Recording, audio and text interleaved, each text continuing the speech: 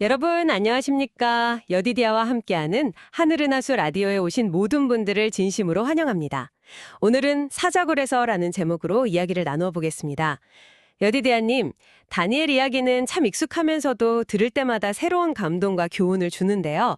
다니엘이 어떻게 그 높은 자리까지 오르게 되었고 또 어떤 위기를 맞게 되었는지 그 배경부터 좀 더 깊이 들어가 볼까요? 네, 그게 이제 메대 사람 다리오 왕이 다스릴 때였어요. 다니엘이 워낙 능력이 뛰어났습니다.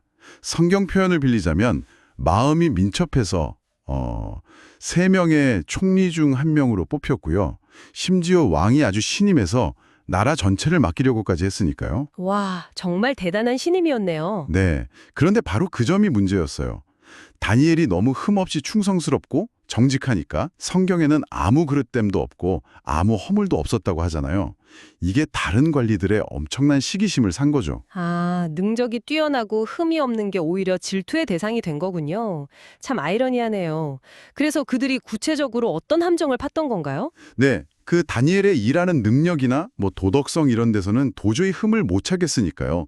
그들이 생각한 게 바로 다니엘의 신앙이었어요. 그의 하나님 율법에서나 꼬투리를 잡자 이렇게 된 거죠. 신앙을 문제 삼았군요. 맞아요. 그래서 아주 교묘한 법을 만들게 왕을 부추깁니다. 앞으로 30일 동안은 왕 말고 다른 어떤 신이나 사람에게 기도하면 사자굴에 던져넣자. 이런 금령이었어요. 세상에. 네, 왕의 허영심 같은 걸 좀 이용하고 또 이게 마치 왕의 권위를 세우는 것처럼 포장을 잘해서 결국 왕의 도장, 어인을 받아낸 거죠. 근데 사실 그 뒤에는 단순한 인간적인 질투를 넘어서는 다니엘을 통해서 드러나는 하나님의 선한 영향력을 어떻게든 막아버리는 그런 의도도 있었다고 봐야겠죠. 왕의 명령이 내려졌을 때 다니엘은 정말 목숨이 걸린 상황이었잖아요. 어떻게 반응했을지 정말 궁금해요. 다니엘은 이 금령이 자기를 노린 악의적인 함정이라는 걸 분명히 알았어요. 하지만 평소에 하던 신앙 습관을 조금도 바꾸지 않았습니다. 오히려 이런 위기일수록 더 하나님께 매달려야 한다고 생각했던 것 같아요. 피하거나 숨지 않고요. 네.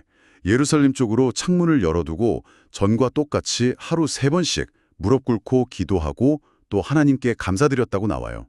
이건 뭐랄까, 내 생명보다 하나님과의 관계, 그 믿음이 더 중요하다. 이런 아주 확고한 태도였던 거죠. 세상 어떤 권력도 하나님과 나 사이를 막을 수 없다. 이런 조용하지만 담대한 선언 아니었을까요? 정말 대단한 용기이고 믿음이네요. 결국에는 발각되었을 텐데요. 왕은 어떻게 했나요? 네, 예상대로 기도하는 모습이 발각돼서 바로 왕에게 고별당했죠. 다리오 왕은 그때서야 아차 싶었던 거예요. 자기가 속았구나, 다니엘이 함정에 따졌구나 깨닫고는 그를 구하려고 정말 애를 썼습니다. 온 힘을 다했다고 나와요. 아, 왕도 구하고 싶었군요. 네, 하지만 이미 왕의 도장에 찍혀서 공포된 그 메대와 바사의 법은 왕이라도 바꿀 수가 없었어요.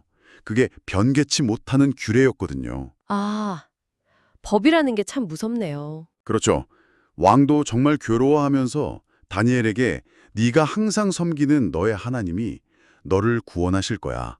이렇게 말하고는 어쩔 수 없이 사자굴에 던지라고 명령을 내렸죠. 이게 인간적으로 보면 참 비극이지만 어떻게 보면 하나님께서는 이 시련을 통해 당신의 그 구원 능력을 더 확실하게 보여주시고 또 악한 세력의 계획을 완전히 꺾으려고 하셨던 거죠. 그 결과는 우리 모두 잘 알고 있지만 다시 들어도 정말 놀랍고 하나님의 그 손길에 감탄하게 됩니다. 맞습니다. 다음날 새벽 일찍 아마 왕이 밤새 잠을 못 잤을 거예요. 급하게 사자굴로 달려가서 슬픈 목소리로 다니엘을 불렀죠. 그런데 놀랍게도 다니엘이 살아있었어요. 네. 하나님께서 천사를 보내서 사자들 입을 막아주셔서 하나도 다치지 않았다고 대답했죠. 그러면서 저의 무죄함이 하나님 앞에 명백하고 또 왕께도 저는 아무런 해도 끼치지 않았습니다. 이렇게 당당하게 말합니다. 와, 정말 극적이네요. 왕이 얼마나 기뻤겠어요. 즉시 다니엘을 끌어올리게 하고 그를 고소했던 그 악한 무리들 있죠. 그 사람들과 그 가족들까지 전부 사자굴에 던져 넣으라고 명령했습니다. 성경 기록을 보면 그들이 굴 바닥에 닿기도 전에 사자들이 뼈까지 부서뜨렸다고 해요. 무서운 결과지만 악한 꾀는 결국 자신에게 돌아온다는 걸 보여주네요.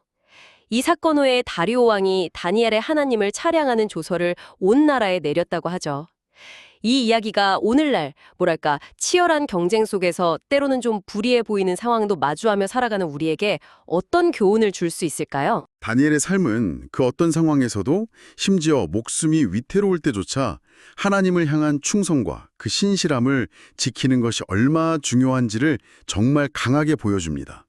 다니엘의 그 고상한 품격과 변함없는 성실함, 이건 뭐 시대를 초월해서 우리 모두에게, 특히 어떤 영향력을 가진 위치에 있는 분들에게 더 깊은 울림을 주는 것 같아요. 네, 맞아요. 다니엘은 단순히 뭐 유능한 항정가, 전략가 이게 아니었어요.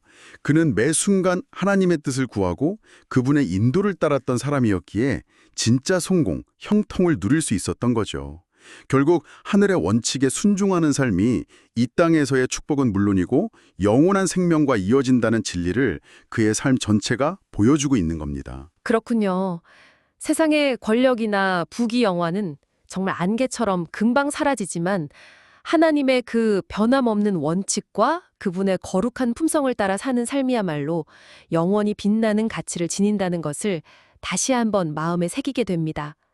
시련 속에서도 흔들리지 않았던 다니엘처럼 우리도 눈에 보이는 현실 너머에 그 영원한 가치를 붙잡는 그런 견고한 믿음으로 오늘을 살아가야겠습니다. 여러분, 오늘의 한일 은하수 라디오 어떠셨나요? 매일매일 저녁 9시에 더 다양하고 흥미로운 주제로 여러분들을 찾아오도록 하겠습니다. 구독과 좋아요, 알림 설정은 저에게 큰 힘이 됩니다. 내일 다시 만나요. 안녕.